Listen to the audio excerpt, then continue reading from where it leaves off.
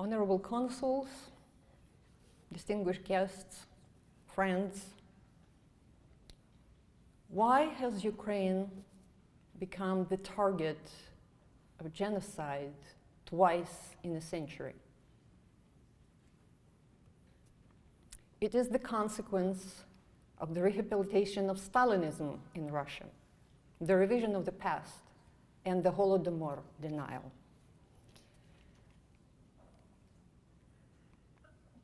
Raphael Lemkin, in 1933, described Soviet actions in Ukraine as barbarism, vandalism. By 1943, when Polish Jewish scholar became a refugee and lost most of his family in the Holocaust, he coined the term genocide, nation killing, narodowbywstwo.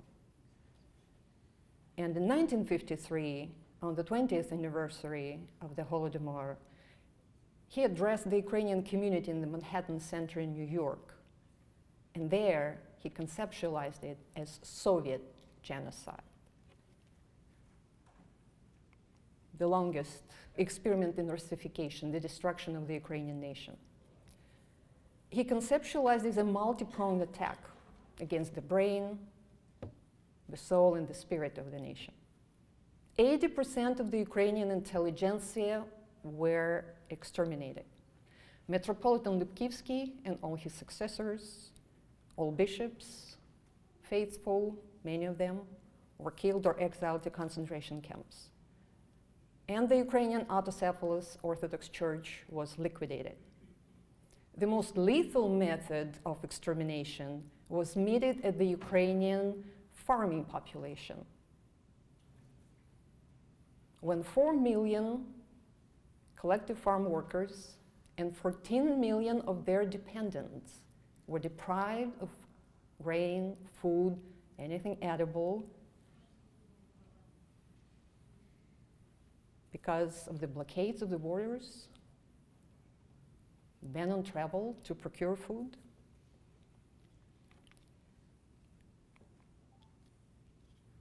And so he enshrined the genocide in international law. And of course, the Soviets managed to dilute the original, very broad definition of genocide.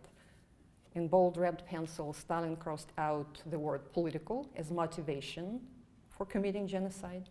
Molotov crossed out the entire paragraph on cultural genocide. They also eliminated phrases like forced labor, confiscation of property, obviously not to incriminate themselves. But there is enough language in the definition, and as you can see, any of the following acts, but in case all 5, in the case of the Holodomor, all 5 acts apply. And the acts from A to C constitute physical genocide, Act D constitutes biological genocide, and Act E, cultural genocide. The Holodomor was not a famine or the famine. It was Stalin's special operation that was camouflaged under the fight against Ukrainian nationalism, when the Soviet authorities curtailed the policy of Ukrainization in Kuban, in the Northern Caucasus, and then in Ukraine. The consequences of the Holodomor were devastating. It caused tremendous cultural disruption. It tore the fabric of society. The Ukrainian school system collapsed. Over 2 decades of Bolshevik rule, the number of schools, teachers, and students reached and dipped below the pre-revolution levels. The Ukrainian language was replaced with Russian as the language of science and education. In the All-Ukrainian Academy of Sciences, it was dissolved, and the repression swept 250 scholars. 170 of them were historians. So the entire school of Ukrainian history writing was liquidated. The Ukrainian history was stripped of its national content. 3 years after the Holodomor, beginning in 1936, a new theory of quote-unquote unified proto-Russian people was added to the history textbooks. And so this page is from a history textbook published in Ukraine in the year 2000. And the text says that the exact number of victims may not be known because the perpetrators covered up the crime. But the estimates range from 3 to 5 million to 7 to 10 million. Criminologists in Ukraine conducted investigations in 2009, and then again in 2019, and in 2021 they published the results of their expert analyses and concluded that on the basis of the documents available in the Ukrainian archives, the number of victims indeed exceeds 10 million. 9 million in Ukraine, more than 1 billion in the Northern Caucasus, not to count the Lower Volga, the Kazakhstan and Far East, all the areas where Ukrainians settled historically. So all those who served in the government of the Ukrainian National Republic, all those who served in the UNR army on the Petlura side, they were exterminated. Petlura, who was sentenced to death during the trial of the Ukrainian socialist revolutionaries in 1921, he escaped but eventually was assassinated in 1926 in Paris.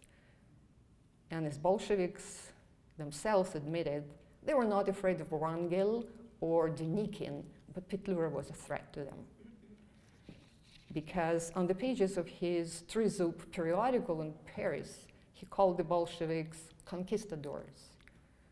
He called them the representatives of the occupational regime, who were trained new janissaries of the Ukrainian youth. So obviously 1 month after his publication, he was assassinated. Next to Petlura, Petlura is to the right. And next to him is Serhiy Yefremov. Again, they were serving in the Directorate of the Ukrainian National Republic. Serhiy Yefremov was arrested in 1921, then rearrested in 1929, and tried during the trial of the SVU, the fabricated kind of case for the Union for the Liberation of Ukraine. He was blamed actually as the leader of this fictitious organization, and he was a linguist, editor of the encyclopedia of the dictionary, Ukrainian Russian dictionary that was never completed, destroyed. And the trial was staged in the Kharkiv Opera House. Half of the defendants were teachers of the Ukrainian language and history, in addition to the academicians, professors, linguists, historians. So this trial deflected attention from the uprisings that engulfed 1 million protesters. Look, in 1930, just 1 year alone, 1 million protesters, over 4,000 uprisings in Ukraine alone. So the largest number compared to other regions of the Soviet Union. And the Ukrainian intelligentsia were blamed for organizing these uprisings that toppled Soviet authorities in major settlements. More than 30,000 people were arrested in 1929 in several waves of arrests on suspicion of plotting to overthrow the Soviet regime. So the Holodomor, forced starvation, put an end to these uprisings. And as you can see, even starving people were still resisting. Those who were not killed by starvation died of starvation diets in concentration camps. Participants of anti-Soviet uprisings, political opponents of the regime, women, and even children who gleaned stalks of wheat in the fields, they ended up as slave labor in the construction projects of communism. Millions were deported outside Ukraine in waves after waves of special operations against counter-revolutionaries, saboteurs, socially dangerous elements. And of course, many of them ended up in the White Sea, Baltic Sea Canal. 100,000 perished in its construction. And by the end of 1937, convoys of about 1,000 prisoners out of Solovki. In that convoy, about 289 were Ukrainians. They were executed at Sandarmoh in Karelia. Among them were theater director Les Kurbas, writers Valerian Podmohilny, Mykola Zerov, Antin Krushelnitsky, with two of his sons. So this era is poignantly described by Polish publicist Jerzy Giedroyc. He wrote in a letter to Ukrainian literary researcher Yuri Lavrinenko and encouraged him to publish the works of these Ukrainian generation. So they saved these from Soviet oblivion. The title of this anthology was Executed Renaissance. Stalin erased one generation of Ukraine's artists, writers, intellectuals. Now Putin is killing another.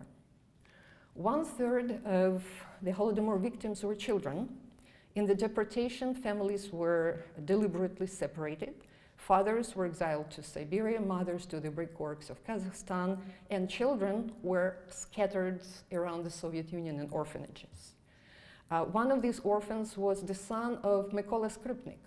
He was Commissar of Education. He committed suicide in 1933. His young wife was overrun by the car, and so the son was placed in an orphanage. His name was changed, and so he lost his identity. And there were many children in orphanages like that. I saw documents in archives where children on the death certificates were given names unknown, nevidomih. And that is in the care of state-run institutions. Historians found a death certificate in the Sumy Regional Archives for a 16-year-old boy who died in July of 1933. The cause of death? Ukrainets. Ukrainian. No one on the world stage supported Ukraine, which was not a member of the League of Nations at the time. So this made stateless Ukraine vulnerable to genocidal violence. As early as 1933, Ukrainian émigré organizations appealed to the League of Nations for food assistance to starving Ukrainians. However, the General Secretariat of the League of Nations dismissed the matter, considering it an internal affair because Soviet authorities did not admit that there was famine in Ukraine. Newspapers in the United States, Canada, Britain carried out news articles as early as December 1932, all the way through 1933, but leading democracies turned a blind eye to murder. The first reliable report in the English-speaking world was presented by Gareth Jones, a Welsh journalist. Obviously, his articles were based on his written diaries. And Walter Duranty commented on this British, quote-unquote, scare story being echoed in the American press. And so, as we know, Duranty dismissed the news, instead labeling it as a serious food shortage. And James Mays, in his analysis of American response to the Holodomor, concluded that both American journalists and politicians colluded with the Soviets in covering up the famine.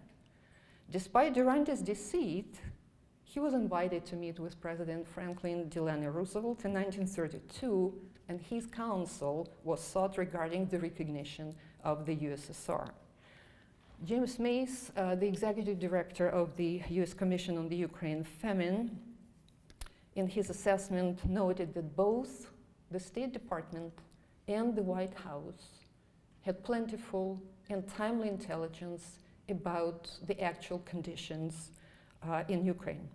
However, they consciously chose not to only ignore, but also to never acknowledge it publicly. So the primary focus of policymakers at the time was the competition between American and Soviet wheat exports on the global market. It overshadowed concern about the treatment of non-Russian nations under Soviet nationality policies. And so Mays concluded that the United States government participated, albeit indirectly, in what is perhaps the single most successful denial of genocide in history. To this day, the Russian government, as the legal successor of the Soviet Union, denies the stories of the victims, challenges the legal definition of the Holodomor, promotes a counter-narrative about the so-called all-union famine without an emphasis on Ukraine, diminishes the scale of the atrocities by minimizing the number of victims and criticizing the Ukrainian scholars for allegedly exaggerating the numbers. And they criminalize the study of the Holodomor inside Russia. Among Western scholars, there are also those who assert that Cold War politics influenced the drafting of the UN Convention, gutting many of Raphael Lemkin's original ideas. And they further claim that the 1948 convention should not be applied retroactively because the term was coined 10 years after the famine. Legal scholars, however, refute this argument. The Genocide Convention is an international treaty. The Soviet Union ratified it in 1954, and Russia is the inheritor, legal inheritor of the Soviet Union. So its obligations under this convention are erga omnes, owed to all the community as a whole. And so the norm of jus cogens, the prohibition of genocide, supersedes the general rule of non-retroactivity. Stalin's genocide then, Putin's genocide now,